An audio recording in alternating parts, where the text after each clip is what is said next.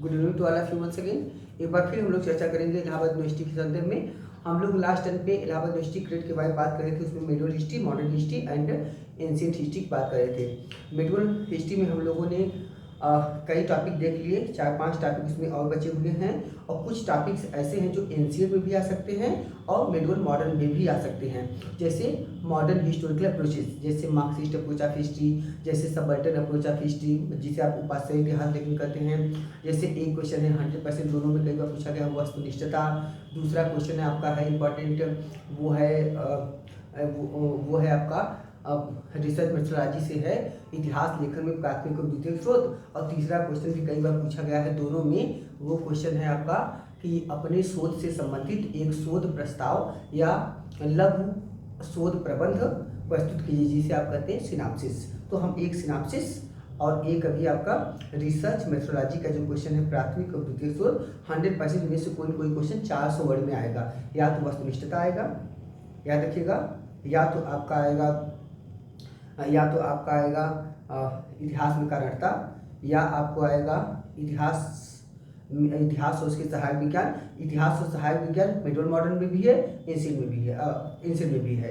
ठीक है, तो कई चीज़ें हैं, तो हम लोग चर्चा करेंगे। और अगर ये जब एक बार रिवाइज हो जाए पूरा, तो हम लोग आगे चल के इंपॉर्टेंट क्वेश्चन आपको पूरा बता देंगे, और इंपॉर्टेंट क्वेश्चन भी पे हम आपको एक बार फिर से लेक्चर दे देंगे कि आप उस पर क्या क्या लिखना है, कोडिंग करा देंगे। ठीक है, ऐसे ही हम आपको कोडिंग करा दे रहे हैं। चलिए, एक आवाज़ के पोर्शन में है पहला, काजेशन इन हिस्ट्री, इतिहास में कारणता क्या होती है। दूसरा क्वेश्चन है history and it's auxiliary sciences, इतिहास और उसके सहायक विज्ञान क्या होते हैं। और तीसरा क्वेश्चन आपका है वह है importance of regional history, what do you mean by the regional history and what is the importance of regional history writing. तो ये क्षेत्रीय इतिहास लेखन जो है, ये जान लीजिए आपका सबसे इंपॉर्टेंट टॉपिक है इस समय। वो क्वेश्चन आपको 100% संभावना है, या तो 150 वर्ड में या तो आपके 400 वर्ड में आ सकता है। लेकिन जहाँ तक अगर मैं समझूँ, मुझे लग रहा है तो 400 वर्ड्स में अगर मिडल मॉडर्न हिस्ट्री की बात करें, तो हमको जहाँ तक संभावना है, या तो आएगा इतिहास लेखन में प्राथमिक और द्वितीय स्रोतों का उल्लेख कीजिए शोध प्रक्रिया के अंतर्गत, या तो दूसरा क्वेश्चन आपको आएगा वह है अपने शोध से संबंधित एक लघु शोध प्रबंध प्रस्तुत कीजिए, सिनाप्सिस लिखिए। हम बता देंगे सिनाप्सिस कैसे लिखते हैं, एक दो हम आपको शेयर भी कर देंगे, आप लोग अपने उसी को उतार दीजिएगा वहाँ पे। और तीसरा क्वेश्चन अगर है वो है वस्तुनिष्ठ इतिहास लेखन या वस्तुनिष्ठता, ऐतिहासिक वस्तुनिष्ठता से आप क्या समझते हैं। ठीक है, और एक हो सकता है आपका, अगर इसमें बहुत इंपॉर्टेंट अच्छा क्वेश्चन है, वह है एक क्वेश्चन है आपका मॉडर्न हिस्ट्री राइटिंग में जो है वह है उपाश्रयी इतिहास लेखन।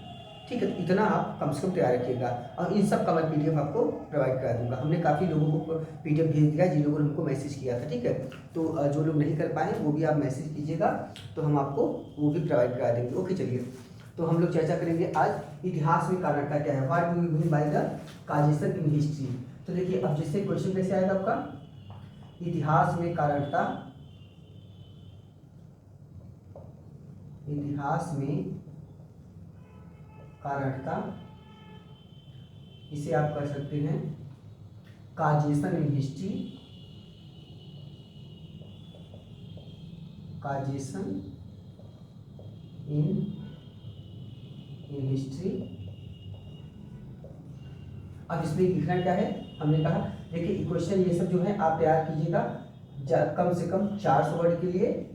अगर उसी में अगर आपको 60 आएगा तो आप 150 में कीजिएगा, या तो ये 400 में आएगा तो या तो ये आएगा 150 में। ठीक है, 75% में बहुत कम संभावना है। इतिहास में कारणता, तो पहला हो जाएगा भूमिका, दूसरा आपका हो जाएगा कि कारण किसे कहते हैं, कारण क्या है। आप ऐसे कोडिंग किए रहेंगे तो इसी के अंतर्गत आप एक आपको पॉइंट मिल जाएगा, इसी के अंतर्गत उसकी व्याख्या करते चले जाइएगा। ठीक है, इसके बाद आपका है कारण क्या है और उसके प्रकार, कारण क्या है और उसके प्रकार। ठीक, तीसरा आपका है कारण और ऐतिहासिक व्याख्या, मतलब इतिहास के साथ कारणता का संबंध क्या है। तो आपका हो जाएगा कारणों की ऐतिहासिक व्याख्या, या कारण एवं उसकी ऐतिहासिक व्याख्या। कारणों की ऐतिहासिक व्याख्या किस परिप्रेक्ष्य में हुई है, कैसे किया जाता है। मतलब इतिहास की व्याख्या में कारण का प्रयोग किस तरह से किया जाता है। और चौथा आप लिख देंगे, चौथा आपका हो जाएगा इसमें कि इसका आपका महत्व क्या है, महत्व, और पांचवा लिख दीजिएगा इसका निष्कर्ष क्या है। ठीक, तो ऐसे ही आप कोडिंग किए रहिएगा। अब आप ये सोचिए अगर 400 वर्ड का भी क्वेश्चन आ रहा है, तो अगर 400 वर्ड में अधिकतम जो आपको लिखना है, तो आप नॉर्मली एक पेज में कम से कम 20 लाइन लिखते हैं। मतलब एक जनरल जो परसेप्शन है वो यही कहता है। तो लगभग आप 150 से 250 वर्ड लिखते हैं। ठीक है, सामान्य परिस्थिति में आप 200 वर्ड लिख सकते हैं घर बैठे। एग्जाम में थोड़ा सा एग्जामिनेशन फोबिया होता है, टेंशन होता है, राइटिंग उतना अच्छा बनती नहीं, तो बड़े लिख देते हैं, तो आप ज़्यादा से ज़्यादा 175 शब्द लिखेंगे।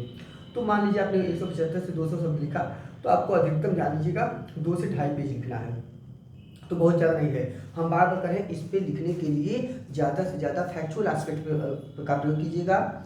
टाइम कम होता है, उस टाइम लिखना पड़ता है, इसीलिए ज़्यादा लोग घबराहट हो जाता है, लिख नहीं पाते हैं, जानते हुए भी नहीं लिख पाते हैं। टाइम मैनेजमेंट कीजिएगा, हम इसमें भी एक वीडियो बना के आपको बताएंगे। चलिए सबसे पहले आते हैं भूमिका देखते हैं। इतिहास लेखन की अनेक विधाओं, अनेक प्रवृत्तियों में समय के साथ लगातार परिवर्तन हुए, लगातार बदलाव हुए, और तथापि इन परिवर्तन या बदलाव में अगर एक कोई चीज़ शाश्वत है तो वह यह है कि ऐतिहासिक घटनाओं के पीछे कोई न कोई कारण होना। ऐसा माना जाता है कि संसार में कोई भी ऐसा घटना घटित नहीं होती है जिसका कोई न कोई कारण जरूर हो। तो हर घटना कारण सम्मत होती है। प्रत्येक घटना कारणों के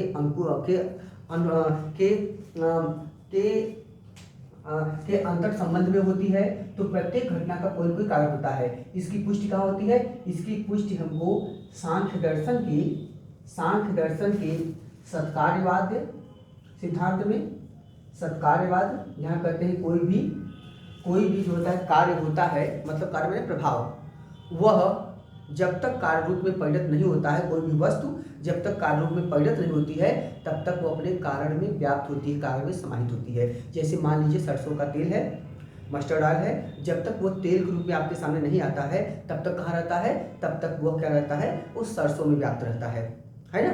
तो इसे कहते हैं आपका कार्य प्रभाव। तो ये क्या है, ये सत्कार्यवाद में देखने को मिलता है। और यह बौद्ध धर्म की, ये सब लिख लीजिएगा। हमने कागता वीडियो बनाया है, बहुत बेहतरीन है, एक बार आप हमारे चैनल जाके देख लीजिएगा, वहाँ से कोडिंग कर लीजिएगा। सामान्य परसेप्शन जो है वो हम आपको यहाँ समझा दे रहे हैं। बौद्ध धर्म का है प्रतीत्य समुत्पाद, जो कार्यों की व्याख्या करता है। प्रतीत्य का मतलब होता है किसी वस्तु के होने पर, उत्पन्न होने पर, और समुत्पाद का मतलब होता है अन्य वस्तु का उत्पन्न होना। मतलब है एक वस्तु के उत्पन्न होने पर दूसरी वस्तु का उत्पन्न होना सुनिश्चित होता है। हर वस्तु जो है किसी न किसी वस्तु का कारण होता है।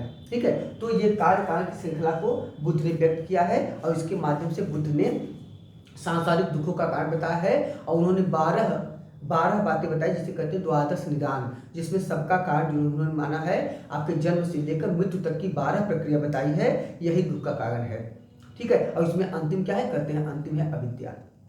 तो अविद्या जो है हर वस्तु का कारण होती है, लेकिन अविद्या से पहले कहाँ होती है, वो होती है तीसरा मतलब होता है इच्छा, अतिशय इच्छा। ठीक है, तो जो एक्सेसिव विलिंगनेस होती है, हाँ, तो एक्सेसिव वांटिंग होती है किसी वस्तु के प्रति, वही आपका कहलाती है तीसरा। और तीसरा जो होता है दुख का कारण होती है। और इसका अंतिम कारण क्या होती है, अविद्या। जब तक आपके पास नॉलेज नहीं है, ज्ञान नहीं है, सांसारिकता को समझ नहीं पाते हैं, तब तक आपको लगता है संसार सत्य है, संसार ही एकमात्र एवरलास्टिंग है, सांसारिक वस्तुएं सत्य हैं, या संसार ही सब कुछ है, भौतिक वस्तुएं ही सब कुछ होती हैं। आप हमेशा इनकी प्राप्ति के लिए परेशान रहते हैं। ठीक है, हम ज़्यादा इस पर नहीं बताएंगे। चलिए, छांदोग्य उपनिषद में सत्कार्यवाद शब्द का पहली बार प्रयोग मिलता है। सत्कार्यवाद के 2 भेद हैं, विवर्तवाद और परिणामवाद। ठीक है, जो शंकराचार्य हैं वो विवर्तवाद को मानते हैं, और रामानुज जो है वो परिणामवाद को मानते हैं। शंकराचार्य संसार का कारण जो है कारण जो है वह माया नामक एक शक्ति को मानते हैं। वो विवर्त है, अध्यास है, मिथ्या ज्ञान है, अविद्या है, इसीलिए विवर्तवाद है। और रामानुज कहते हैं इस संसार का जो कारण है वह ईश्वर है। जिस तरह से ईश्वर सत्य है उसी तरह से संसार सत्य है, इसीलिए ईश्वर का परिणाम होता है, इसे कहते हैं परिणामवाद। ठीक है, परिणामवाद के आगे चल के दो भेद हुए, प्रकृति परिणामवाद और ब्रह्म परिणामवाद। तो सांख्य दर्शन संसार का कारण प्रकृति को मानता है, इसलिए प्रकृति परिणामवादी है, और रामानुज मानते हैं ब्रह्म को, इसलिए ब्रह्म परिणामवादी है। ओवरऑल बस इतना जो लिख दीजिएगा, बस चलिए आगे। अब देखते हैं कारण क्या होते हैं। इतिहास लेखन की प्रक्रिया में कारण महत्वपूर्ण भूमिका निभाते हैं, क्योंकि ये सर्वमान्य तथ्य है कि संसार की कोई भी वस्तु बिना कारण से उत्पन्न नहीं होती है। प्रत्येक वस्तु का कोई न कोई कारण जरूर होगा। इस प्रकार ऐतिहासिक घटनाओं का भी कोई न कोई कारण होगा, क्योंकि इतिहास का अध्ययन वास्तव में अतीतकालीन घटनाओं का ही अध्ययन होता है और उस अतीतकालीन जो घटनाएं घटित हुई हैं वो घटना किसी न किसी कारण से जरूर घटी हुई होगी। उस कारण को समझना जानना ही कारणतावाद कहलाता है। इतिहास में कारणतावाद पे बल देते हुए ई.एच. कार ने किताब लिखी व्हाट इज हिस्ट्री। ई.एच. कार ने किताब लिखी व्हाट इज हिस्ट्री। वह कहते हैं कि समस्त इतिहास जो है वह कारणों का अध्ययन होता है। कहते हैं इतिहास जो है वो कारणों का अध्ययन है। History is the study of reasons. इतिहास कारणों का अध्ययन है। तो ई.एच. कार को भी यहाँ पे आप कोट कर दीजिएगा। यहाँ पे आप ई.एच. कार को कोट कर दीजिएगा। ई.एच. कार, इनकी किताब का नाम है व्हाट इज हिस्ट्री। ई.एच. कार, ठीक। तो ई.एच. कार ने समस्त इतिहास को क्या माना है? समस्त इतिहास को इन्होंने कारणों का अध्ययन माना है, कारणों पे काफी बल दिया है। आते हैं कारण क्या होता है। कारण जो होता है यह दो घटनाओं के मध्य के संबंध को व्यक्त करता है।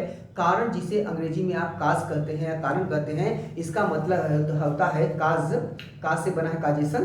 काज का मतलब होता है a person or thing that gives rise to an action phenomenon और कंडीशन। इसका मतलब होता है जो किसी वस्तु को या व्यक्ति को ठीक है, व्यक्ति को किसी कार्य को करने के लिए उद्वेलित करता है, वही कारण होता है। ठीक है, कारण वास्तव में दो घटनाओं के मध्य के संबंध को व्यक्त करता है और इसीलिए इतिहास का गस्टावसन। एक दो परिभाषा बता देंगे और अच्छा बात है, या एक दो राइटर के नाम बता के डायरेक्ट इसे कर दीजिएगा कि इन लोगों की मान्यता है। एक हो गए गस्टावसन, एक हो गए आपके मेंडलबाम होता है इनका पूरा नाम, मेंडलबाम, ठीक है। और दूसरे हो गए मॉन्टेस्क्यू, एक हो गए मॉन्टेस्क्यू। देखिए, गस्टावसन कहते हैं कि कारण उन महत्वपूर्ण पहलुओं का एक भाग होता है जो ये सिद्ध करता है कि अमुक ऐतिहासिक घटना क्यों घटित हुई है। और मेंडलवान कहते हैं कि जो किसी वस्तु को उत्पन्न करता है अथवा उस वस्तु में परिवर्तन लाता है, ये उसको कारण कहते हैं, और उसके प्रभाव से परिवर्तित स्वरूप को कहते हैं स्वभाव। बस इतना जानते हैं कि कारण क्या है।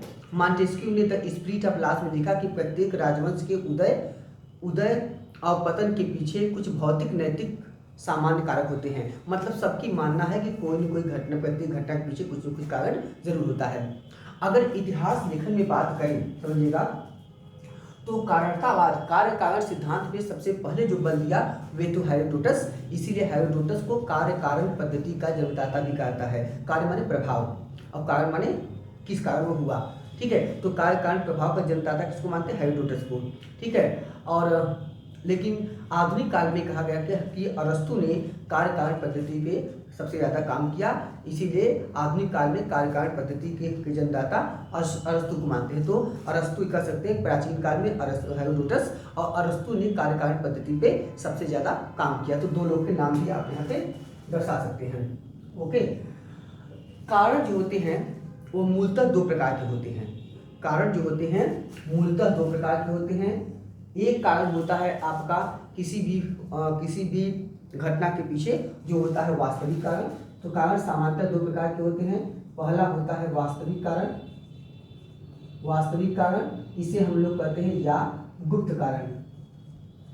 किसी भी घटना के पीछे मूलतः दो कारण होते हैं, एक ये बता दीजिएगा, एक वास्तविक या गुप्त कारण होते हैं और ठीक है, और दूसरा होते हैं आपके तात्कालिक कारण। दूसरा कौन सा होता है? तात्कालिक कारण, रिसेंट रीजन। अब ये दोनों क्या है समझिएगा थोड़ा सा। कोई घटना घटित हुई तो उसके पीछे अनेक ऐसे कारण होते हैं जो धीरे धीरे उस घटना को उद्वेलित करते हैं, उस घटना को प्रम्प्ट करते हैं, स्टिमुलेट करते हैं, और धीरे धीरे वो घटना जाकर क्या करती है, वह एक बड़े प्रभाव का आधार बनती है। जैसे 1857 की क्रांति के पीछे अनेक कारण थे जो वास्तविक थे, गुप्त थे, छिपे हुए थे। वह सामाजिक कारण थे, आर्थिक कारण थे, वह भारतीयों का अपना अपमान किया जाना, भारतीय सेना का अपमान किया जाना, भारतीयों को अधिक प्रमोशन न देना, भारतीयों के साथ दो दर्जे का व्यवहार करना, तो बहुत सारे कारण थे ना। ये वास्तविक या गुप्त कारण थे, छिपे हुए कारण थे। और इन कारणों को जो आक्रोश और असंतोष इन कारणों में संचित हो रहा था, उसको अंतिम बार स्टिमुलेट किया, उसको अंतिम बार उद्वेलित करके कारण रूप में किसने बदला? वह था चर्बी वाले कारतूस की घटना ने। तो वह क्या होगा? तात्कालिक कारण। तात्कालिक कारण का तो चर्बी वाले कारतूस की घटना, जो दमदम नामक तो खाने की बात आप कहते हैं चर्बी वाले कारतूस का ठेका दिया था गंगानाथन बनर्जी कंपनी को। ठीक है, तो मतलब ये है कि अब ऐसा कारण जो अन्य कारणों को उद्वेलित करके किसी घटना को अंतिम रूप से परिणित करता है, कारण रूप में बदलता है, उसे कहते हैं हम तात्कालिक कारण, और इसे हम कहते हैं कारणों का कारण, जैसे चर्बी वाले कारतूस की घटना। तो दो प्रकार के मूल आपके कारण हो गए। ठीक है, अब आते हैं कारण के व्याख्या जरा देखते हैं। अब कारण का व्याख्या कैसे हुआ है समझिएगा। जैसे कि अब इतिहास में कारण का उल्लेख कैसे हम लोग करते हैं, इतिहास में कारण को कैसे व्याख्या की गई। तो कारण और ऐतिहासिक व्याख्या, पहले जब इतिहास लिखा गया, याद रखिएगा, जब पहले इतिहास लिखा गया तो उसकी ऐतिहासिक व्याख्या के संदर्भ में हम लोग किस प्रकार के कारणों को मानते थे, कैसे करते थे, यही आपका ऐतिहासिक व्याख्या। आपको पता है कि प्रारंभिक इतिहास जो पूरे विश्व का लिखा गया वह वास्तव में ऐतिहासिक दृष्टिकोण से नहीं लिखा गया, उसमें कार्यकारण पद्धति का पालन किया गया, न तो उसमें आपके साक्ष्य सापेक्ष तर्कसंगत लॉजिकल पैटर्न का पालन किया गया, न तो साइंटिफिक अप्रोच का पालन किया गया, न तो उस लेखन में ऑब्जेक्टिव अप्रोच का पालन किया गया, वस्तुनिष्ठ इतिहास लेखन लिखा गया। वह इतिहास लेखन वास्तव में मैनी ओरिएंटेड था, यह वह इतिहास लेखन जो था वास्तव में दैवी नियोजन के आधार पर था, वह देवताओं के आधार पर लिखा जाता था। तो दैवी रीजन, जिसे आप कहते हैं डिवाइन थ्योरी के रूप में लिखा गया, तो जिसे कहा गया संसार की हर वस्तु का कारण पहले क्या कहा गया? दैवी कारण। तो एक दैवी उत्पत्ति की जो संकल्पना है जिसे कहते हैं थियोलॉजिकल काजेस, थियोलॉजिकल रीजन। तो शुरुआती दौर में पूरे विश्व का इतिहास जो है वह धार्मिक पोरिफरी में, वो रिलीजियस पोरिफरी में लिखा गया, धर्म की परिधि में लिखा गया। वास्तव में वह इतिहास ऐतिहासिक पद्धति का पालन नहीं करता है। जैसे भारत में पुराण लिखे गए, वेद लिखे गए, ये लोग उन तरह से ऐतिहासिक पद्धति का पालन नहीं करते। जैसे ओल्ड टेस्टामेंट लिखा गया, जैसे कुरान लिखा गया, तो संसार में बहुत सारे जो ग्रंथ लिखे गए, उन वे ग्रंथ धार्मिक ग्रंथ थे, उनमें संसार की हर वस्तु का कारण धर्म को माना गया। ठीक है, तो धार्मिक नियोजन में दैवी उत्पत्ति के दैवी कारक के नियोजन में लिखा गया। तो शुरुआत में ऐतिहासिक पद्धति का पालन नहीं किया गया। वास्तविक समझिएगा, ऐतिहासिक व्याख्या समय समय पर परिवर्तित होता रहा है, और प्रारंभ से लेकर वर्तमान तक ये ऐतिहासिक व्याख्या में, इतिहास की व्याख्या करने में अलग अलग कारणों का प्रयोग किया गया, अलग अलग कारणों को मान्यता दिया गया, जिसमें पहले प्रारंभिक दौर में इतिहास की हर घटना के पीछे दैवीय कारक देखे गए, जिसे कहते हैं दैवीय कारक।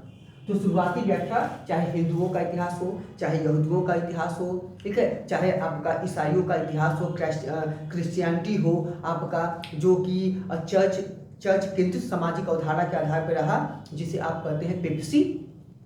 ठीक है, और भारत में देखिए आप अवतारवाद का सिद्धांत आदि के आधार पर देखे होंगे, आप पुराणों में विषय देखे होंगे, सरगस्त वंशो मनवंतराणी 5 जो इसके विषय बताए गए, उसके आधार पर धर्म के आधार पर इतिहास की पूरी व्याख्या कर दी गई। ठीक है, यदा यदा ही धर्मस्य, जब तुलसीदास जी कहते हैं कि जब जब कोई धर्म का हानि, तो मतलब क्या है कि पूरा ऐतिहासिक व्याख्या जो है वह दैवी कारक के नियोजन में किया गया, और संसार का कारण जो है वह सब कुछ कारण जो है दैवी माना गया।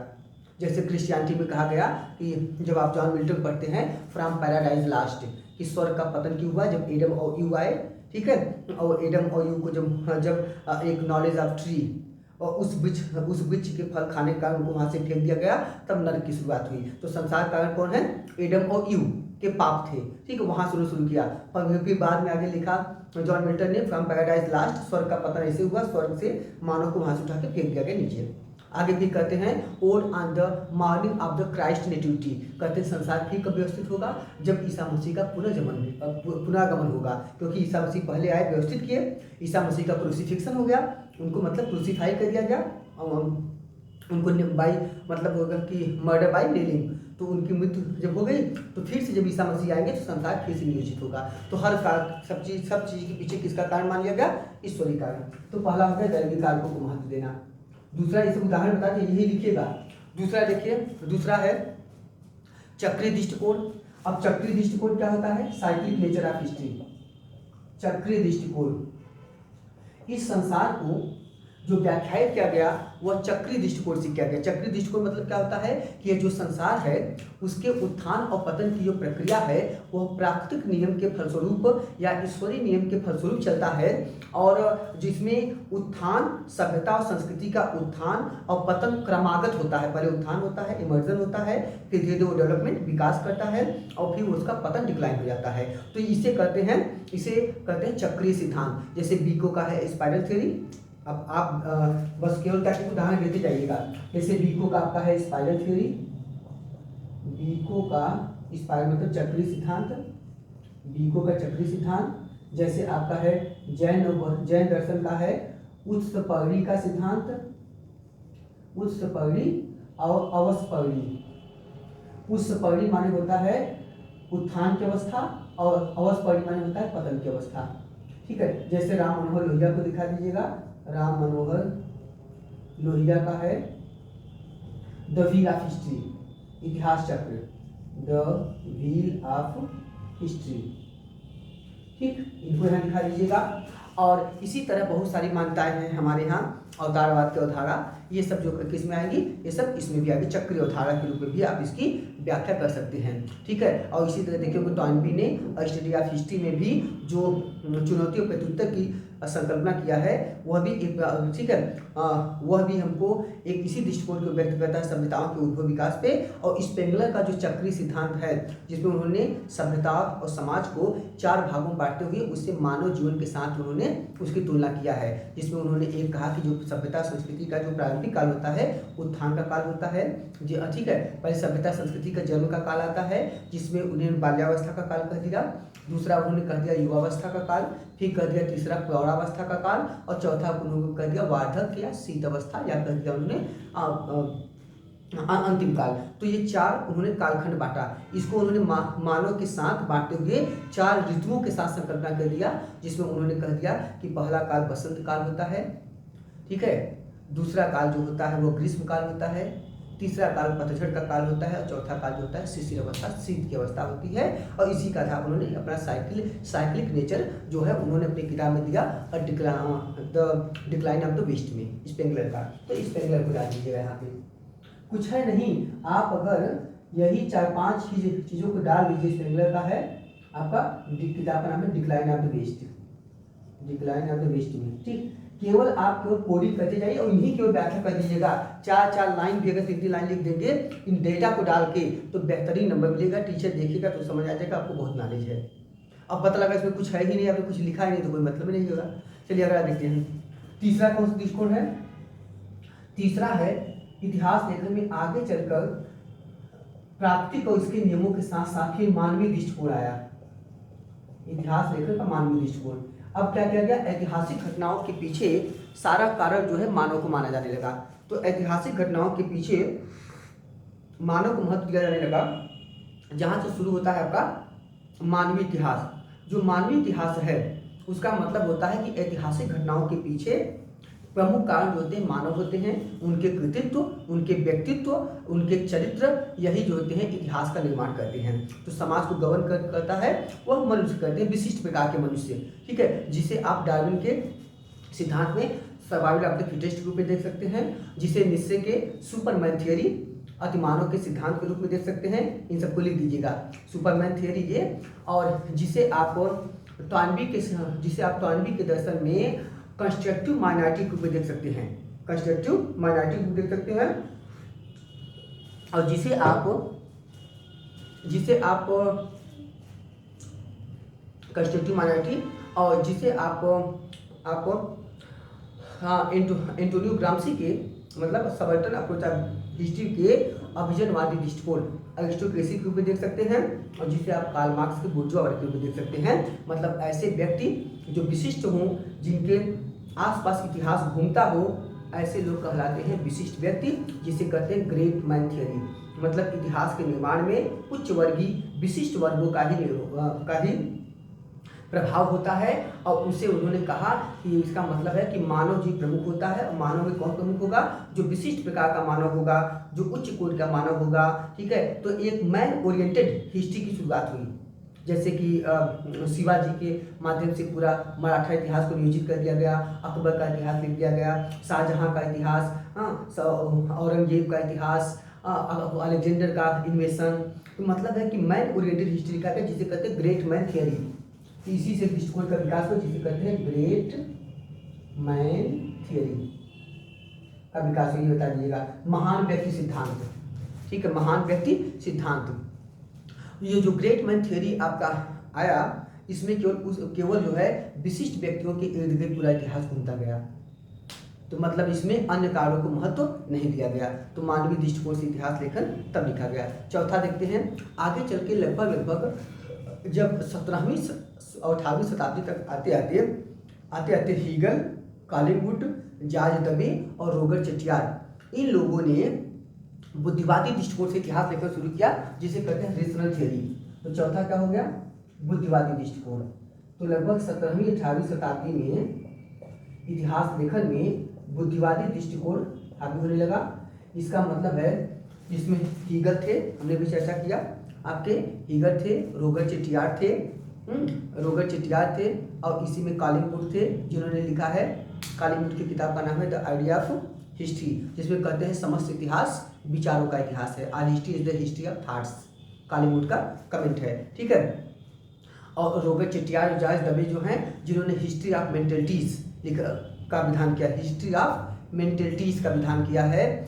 और ठीक है, तो हीगल जो है रेशनल प्रोसेस की बात कहते हैं कि history is the rational process, कहते हैं इतिहास एक बुद्धिसंगत प्रक्रिया है, हीगल का कथन है। तो मतलब है कि मानवीय इतिहास के निर्माण में जो कुछ होता है, घटनाएं घटित होती हैं, उनके पीछे बौद्धिकता होती है। व्यक्ति बौद्धिकता उसके विचार के आधार पे जो अंतर द्वंद्व करता है, वाद प्रतिवाद संवाद, थेसिस एंटीथेसिस और सिंथेसिस की जो प्रक्रिया होती है मनुष्य के मस्तिष्क में होती है। इसीलिए मानवीय इतिहास जो है वह एक बुद्धिसंगत प्रक्रिया है। बौद्धिकता के आयाम में इतिहास का निर्माण होता है। इसीलिए ऐतिहासिक घटनाओं की व्याख्या बुद्धिवादी दृष्टिकोण, व्यक्ति की मानसिकता, उसके मनोयोग, उसके साइकोलॉजिकल एस्पेक्ट को समझकर लिखा जाना चाहिए। इसी को कहते हैं बुद्धिवादी दृष्टिकोण। आगे चलते धीरे धीरे इतिहास लेखन में यहीं से आपका एक थियरी और विकसित हुआ, जिसे आप कहते हैं वैज्ञानिक दृष्टिकोण। तो धीरे धीरे अब क्या हुआ, यहाँ पे आप थोड़ा सा आएंगे और थोड़ा सा एक और देख लेते हैं, वह है आपका वैज्ञानिक दृष्टिकोण, साइंटिफिक अप्रोच ऑफ हिस्ट्री। वैज्ञानिक दृष्टिकोण के इतिहासकारों में ऐसे इतिहासकार हैं जो लोग कहते हैं कि ऐतिहासिक लेखन वैज्ञानिक आयामों के अनुसार होना चाहिए। और जिस तरह से विज्ञान सार्वभौमिक होता है, विज्ञान के निर्णय सामान्यीकरण के आधार पर निर्धारित किए जा सकते हैं, विज्ञान वस्तुनिष्ठ होता है, विज्ञान निष्पक्ष होता है, विज्ञान तार्किक होता है, हाँ, विज्ञान जो होता है सार्वभौमिक होता है, उसी तरह इतिहास को भी लिखा जाना चाहिए। इस दिशा में सबसे ज़्यादा जो प्रयास किया वो जेबी ब्यूरी ने किया, रॉन्के ने किया, विलियम डिल्थे ने किया, और थ्यूसिडाइड्स ने किया, ऑगस्टस ने किया, सीले ने किया। लेकिन इसमें सबसे ज़्यादा योगदान जो है वह है आपका जेबी ब्यूरी का। तो जेबी ब्यूरी को लिख दीजिएगा, जो छोटी छोटी बातों को याद कर लीजिएगा, उसी व्याख्या कीजिएगा। जेबी ब्यूरी दूसरे हैं, रॉन्के ने इसमें काफ़ी काम किया। रॉन्के, जेबी ब्यूरी का किताब का नाम है द आइडिया ऑफ प्रोग्रेस। इसमें इनका बड़ा फेमस स्टेटमेंट है, ये क्वेश्चन लिख लीजिएगा जरूर। द आइडिया ऑफ प्रोग्रेस में इनका एक स्टेटमेंट है, वो कहते हैं आइडिया प्रोग्रेस में कहते हैं history is the science no less no more. इतिहास विज्ञान है, न कम न अधिक। ठीक है, ये इनका ये आपका फेमस स्टेटमेंट है। ओके, आपको साफ दिखेगा, ठीक है। वो कहते हैं history is a science, no less no more, इतिहास विज्ञान है, न कम न अधिक। ओके, चलिए दूसरा देखिएगा, रांके ने इतिहास के वैज्ञानिक पद्धति पर बहुत काम किया और इसीलिए रांके को आधुनिक वैज्ञानिक इतिहास लेखन का जन्मदाता भी कहा जाता है। लॉर्ड रिटन ने रांके को इतिहास का कोलंबस का है और इनको आधुनिक वैज्ञानिक इतिहास लेखन का जन्मदाता भी कहता है, ठीक है। प्रोफेसर घाटे कहते हैं इतिहास जो है मानव के क्रियाकलापों का वैज्ञानिक लेखा जोखा होता है। मतलब है कि इतिहास में वैज्ञानिक दृष्टिकोण जो है महत्वपूर्ण है और अनेक इतिहासकारों ने इस दिशा में बहुत सारा प्रयास किया और उन्होंने इतिहास को वैज्ञानिक दृष्टिकोण से लिखने का प्रयास किया, ठीक है। बस छोटी छोटी बातें लिखिएगा। अगला चलिएगा, अगला है आपका वो है भौतिक एवं आर्थिक दृष्टिकोण।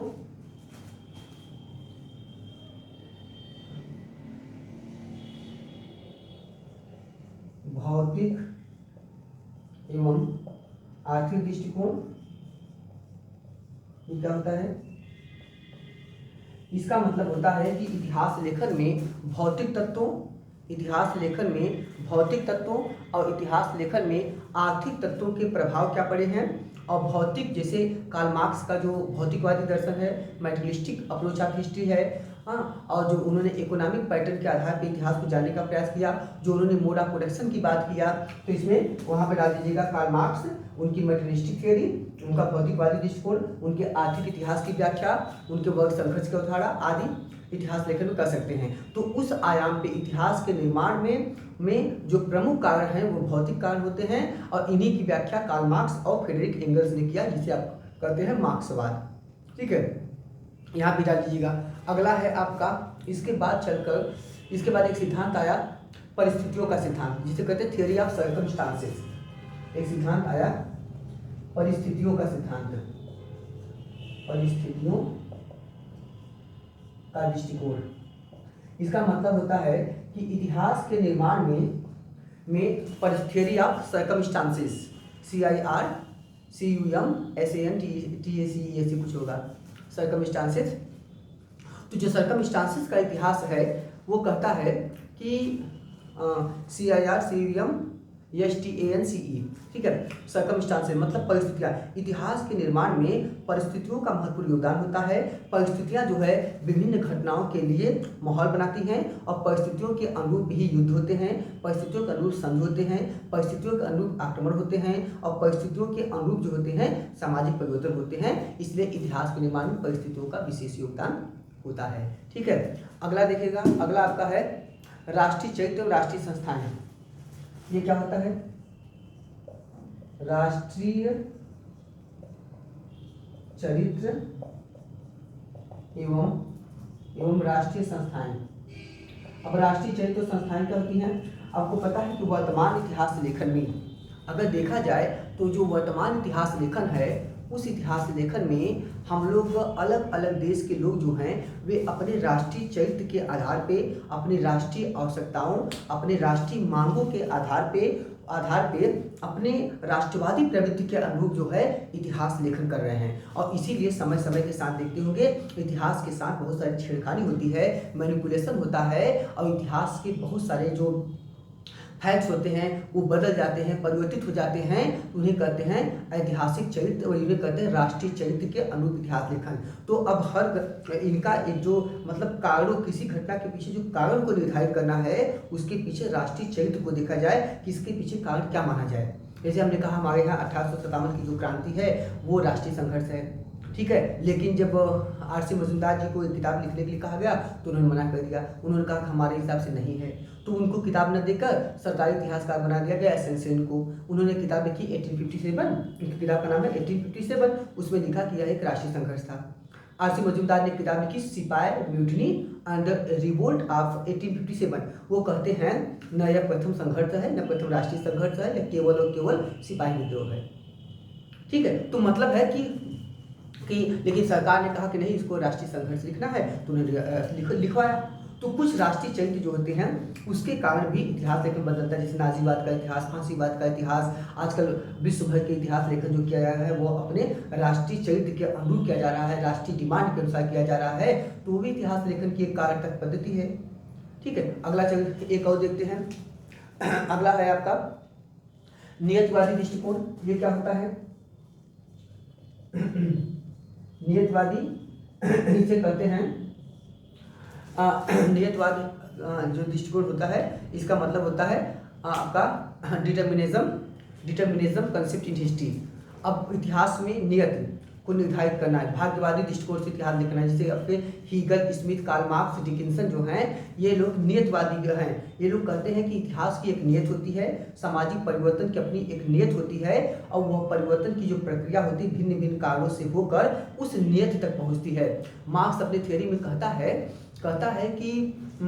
है कि पूंजीवाद की जो पद्धति है यह अपनी खामियों के कारण ही इसका पतन होगा। तो इसका पतन इसकी नियत है, इसका पतन जो है वो इसके भाग्य में ही लिखा है, ये अपनी खामियों के कारण नष्ट हो जाएगा, उसके स्थान पर साम्यवाद की स्थापना हो जाएगी। इसीलिए मार्क्स की थ्योरी को हिस्टोरिकल डिटर्मिनिज्म भी कहते हैं। थियरी ऑफ हिस्टोरिकल डिटर्मिनिज्म मतलब होता है आपका है ऐतिहासिक नियतवादी सिद्धांत। ठीक, और एक और देखिए आजकल सबसे ज़्यादा जो डिमांडेड है वह है एक नया दृष्टिकोण है, इतिहास लेखन के पीछे घटनाओं का उल्लेख करता है, वह है पर्यावरणीय दृष्टिकोण, जिसे कहते हैं इन्वायरमेंटल अप्रोच। अगला हो गया आपका पर्यावरणीय दृष्टिकोण। पर्यावरणीय दृष्टिकोण जो इन्वायरमेंटल अप्रोच ऑफ हिस्ट्री है, यह जो दृष्टिकोण है रामचंद्र गुहा ने दिया है पर्यावरणीय दृष्टिकोण। इस पर्यावरणीय दृष्टिकोण में दसवां है आपका, फिर से यहाँ लिख दे रहे हैं पर्यावरणीय दृष्टिकोण, इन्वायरमेंटल अप्रोच ऑफ हिस्ट्री। ये क्या कहता है? इसे दिया है रामचंद्र गुहा ने। ठीक, ये कहते हैं कि किसी भी ऐतिहासिक घटना के पीछे वास्तव में पर्यावरण जो होता है एक महत्वपूर्ण कारण होता है। पर्यावरण और परिस्थितियाँ जो होती हैं वह किसी भी साम्राज्य के उत्थान और पतन में महत्वपूर्ण भूमिका का निर्वहन करती है। जैसे मराठों के उत्थान में जितना योगदान शिवाजी और उनकी माता के व्यक्तित्व का रहा है, उनके कृतित्व का रहा है, उससे ज़्यादा योगदान महाराष्ट्र की पर्यावरणीय और महाराष्ट्र की भौगोलिक परिस्थितियों का भी रहा है। ठीक है, वो ऐसी भौगोलिक परिस्थितियाँ थी जिनके कारण गुरिल्ला युद्ध और जिनके कारण छापामार युद्ध जो है वह अधिक आसानी से क्रियान्वित किया जा सकता था। जैसे कि दिल्ली सल्तनत और मुगल काल के संदर्भ में और पूरे भारतीय इतिहास के संदर्भ में देखा जाए तो जो पश्चिमोत्तर सीमा प्रांत है, जो आपका नॉर्थ वेस्ट प्रोविंसेस हैं, ठीक है, ये प्रोविंस में लगातार खतरा इसलिए रहा क्योंकि इन क्षेत्र में बहुत सारे जो है रिफ्ट्स हैं, बहुत सारी पहाड़ियां हैं और ये स्थल मार्गी क्षेत्र है जहां से भारत का लगातार स्थलीय संपर्क था। चाहे आपके इसी से आप देखे होंगे प्राचीन काल में हखामसी वाले आए, ईरान वाले, इसी से सिकंदर का आक्रमण हुआ, इसी से शक आए, कुषाण आए, पहलव आए, हाँ, इसी से हिंदयौन आए, यहीं से आपके मंगोल आए, यहीं से मोहम्मद गजनवी आए, यहीं पे मोहम्मद गजनवी आए, यहीं पे मोहम्मद गोरी आए, यहीं से मंगोल आए, ठीक है, यहीं से मुगल आए, हाँ, तो सब लोग यहीं से आए, नादिर शाह आए, यहीं से अहमद साबदाली आए। तो ये पर्यावरणीय परिस्थितियाँ जो कारण होती महत्वपूर्ण होती हैं और ये इन्हीं कारणों से आप देखेंगे मुगल हर जगह सफल हुए, लेकिन मुगल जो है अपने अंतिम समय तक प्रयास करते रहे लेकिन मध्य एशिया में अपना प्रभाव नहीं स्थापित कर पाए और बाबर को हमेशा इस बात का मलाल रह गया कि बाबर जो है वह समरकंद को जीत नहीं पाया। ठीक है, तो ये है। और दक्षिण का जो भौगोलिक स्वरूप ही था, जो दूरी के कारण, भौगोलिक आयामों के कारण ही मुगल चाह कर भी कुछ कर नहीं पाए और यह मुगल के प्रयास के बावजूद भी यह इनके पतन का एक महत्वपूर्ण कारण बना। और यहाँ तक कि नेपोलियन बोनापार्ट तक ने कह दिया कि जिस तरह स्पेन के नासूर ने मेरा विनाश किया उसी तरह दक्षिण के नासूर ने औरंगजेब का विनाश कर दिया। तो पर्यावरणीय कारक जो होते हैं वे भी इतिहास के निर्माण में बहुत ही महत्वपूर्ण कारक होते हैं। ठीक है, तो ये एक महत्वपूर्ण आपके कई दृष्टिकोण हैं। जैसे कन्नौज चौसा के युद्ध में जहाँ हुमायूं हार गया और हुमायूं चला गया, लेकिन जब कन्नौज के युद्ध में हुमायूं एक बड़ी सेना लेके आता है, एक बड़ी सेना लेके आता है और इस बार 100% जीत हो जाती है क्योंकि मुगल जो हैं मैदानी एरिया में सबसे ज़्यादा सफल थे, क्योंकि मुगलों की सबसे बड़ी जो शक्ति थी वह थी उनकी तोपखाना, जिसमें उस्मानी पद्धति और तुर्कमा पद्धति के माध्यम से वो लोग अपनी सेना का नियोजन करते थे, सामरिक शक्ति का, और वो उनकी बहुत बड़ी पावर थी। शेरशाह सूरी बात जानता था, इसीलिए कन्नौज में गंगा नदी के किनारे 3-4 महीने तक दोनों की सेनाएं टिकी रह गई, और अगर खुले मैदान में युद्ध करते तो निश्चित तौर से शेरशाह की प्रॉब्लम हो जाती, क्योंकि तोपखाना तेजी से काम करता। लेकिन जैसे ही एक दिन अचानक वर्षा हो गई, बारिश खूब ज़्यादा हो गई, तो इनके जो तोपखाने थे वे तोपखाने क्या थे, कीचड़ और दलदल में फंस गए, तो उनको खींच के एक स्थान से दूसरे स्थान पे ले जाना मुश्किल हो गया, जहां थे वहीं रह गए, और उसी का फायदा उठाते हुए शेरशाह सूरी ने आक्रमण कर दिया और जीत गया। और यहाँ तक कि ठीक है, तो जीत गया, तो मतलब है कि यहाँ तक कि खुद अपनी और हुमायूं को जान बचाने के लिए भागना पड़ा। तो मेरा मतलब ये है कि और यही जो दृष्टिकोण था संभवतः शिवाजी के उत्थान में महत्वपूर्ण भूमिका निभाई, क्योंकि शिवाजी अगर अपने प्रारंभिक दौर में शायद अगर मुगलों से सामना करते तो हो सकता है उतनी सफलता उनको न मिल पाती। तो इसलिए मैदानी एरिया का अपेक्षा शिवाजी जो है हमेशा मुगलों से, आप देखे होंगे कि वे मुगलों से हमेशा छापा मार और गुरिल्ला युद्ध करना पसंद ज़्यादा करते थे। तो ये पर्यावरणीय आयाम जो होते हैं इतिहास के निर्माण में महत्वपूर्ण भूमिका निभाते हैं। चलिए अब आते हैं निष्कर्ष पे, तो ये सब लिख दीजिएगा। अब महत्व देते हैं इस प्रकार है कि कारणों का इतिहास लेखन में सबसे बड़ा महत्व होता है, क्योंकि कोई भी घटना बिना कारण हो नहीं सकती है, इसीलिए इनके महत्व से इनकार नहीं कर सकता है। अंतिम निष्कर्ष क्या हो सकता है? अंतिम निष्कर्ष हो सकता है एक इतिहासकार के रूप में अगर देखा जाए तो वास्तव में क्या हम किसी घटना का जब वर्णन करें तो हमारा दृष्टिकोण क्या हो, तो वास्तव में हमारा दृष्टिकोण होना चाहिए निष्कर्ष में कि हमें एक इतिहासकार को ऐतिहासिक घटनाओं का व्याख्या करते समय कारण के स्थान पे कारणों शब्द का प्रयोग करना चाहिए, और इसमें क्रम से किसी भी घटना के पीछे गुप्त कारण, वास्तविक कारण, उसके बाद वह तात्कालिक कारण आदि कारणों को उचित स्थान देना चाहिए, और मूल्य संपृक्त कारणों की खोज करना चाहिए। मतलब ऐसे कारण जो किसी घटना के लिए वास्तविक रूप से उत्तरदायी होते हैं, जिनका एक मूल्य होता है, इंपॉर्टेंस होता है, जो वैल्यू बेस्ड होते हैं, उस वैल्यू बेस्ड इतिहास के आधार पर व्याख्या करें, और कारणों की व्याख्या करते समय उसके उद्देश्य को, उसके साधनों को, उसके अवसर को, घटना को आदि का वर्णन करते हुए अगर इतिहास लेखन करेंगे, वही ऐतिहासिक कारणों की व्याख्या की समुचित व्याख्या होगी। ठीक है, चलिए नेक्स्ट वीडियो में हम लोग चर्चा करें इतिहास में कारण का महत्वपूर्ण है। इतना पढ़िए।